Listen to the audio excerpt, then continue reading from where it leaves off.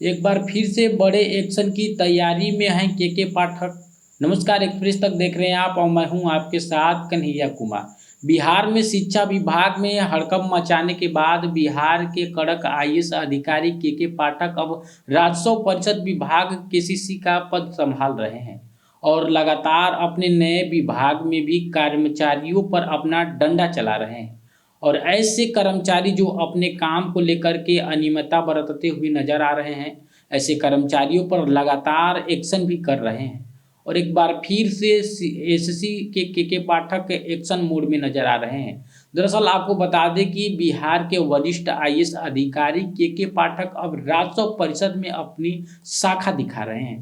राजस्व परिषद जो राज्य सरकार के भूमि रिकॉर्ड का संरक्षण होता है, उसमें अब के पाठक के नेतृत्व में बेतिया राज्य की जमीन को लेकर के कई महत्वपूर्ण फैसले लिए हैं।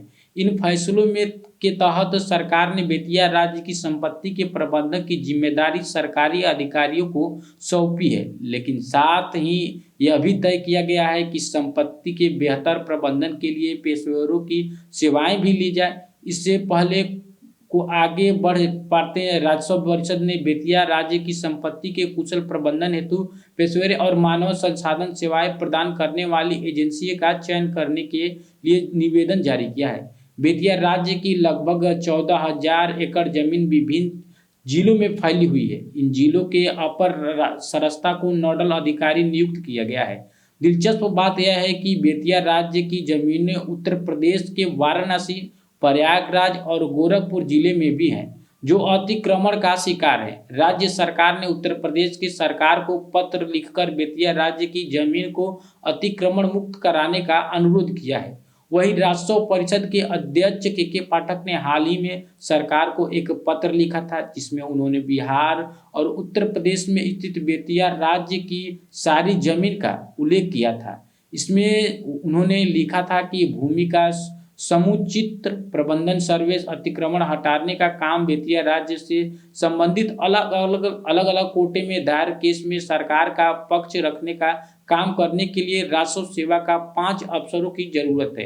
क्योंकि पाठक ने इस मांग को स्वीकार करते हुए सामान्य प्रशासन विभाग के 5 अधिकारियों को प्रतिनियुक्त कर दिया था। वहीं बिहार और यूपी में बेतिया राज्य के कुल 14,000 एकड़ जमीन, इसमें से लगभग 8,000 एकड़ जमीन का सर्वे पूरा हो चुका है, जबकि शेष 5,000 एकड़ जमीन का रिकॉर्ड दुरुस्त करने का काम चल रहा है।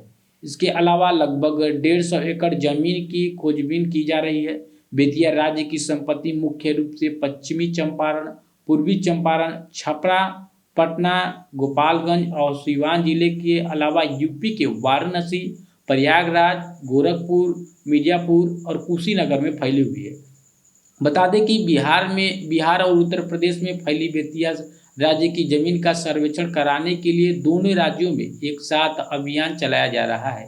राजस्व परिषद के सूत्रों के अनुसार पूर्वी चंपारण, पश्चिमी चंपारण, सारण और पटना में बेतिया राज्य की बड़ी मात्रा में अंचल संपत्ति है, जिसका अधिकांश हिस्सा अतिक्रमणियों को कब्जे में है। अतिक्रमण हटाने के लिए दायरा 60,000 से अधिक मामले लंबित हैं। देखिए, एक बार फिर से आईएएस के पाठक अपने विभाग में एक्शन मोड में नजर आ रहे हैं, जहां अब सरकार को के पाठक एक पत्र भी लिख दिया है। फिलहाल के लिए इस खबर में इतना ही। के पाठक पर आप लोग क्या सोचते हैं? जब के पाठक शिक्षा विभाग में थे तो शिक्षकों पर अपना फरमान चला रहे थे, लाठी बरसा रहे थे।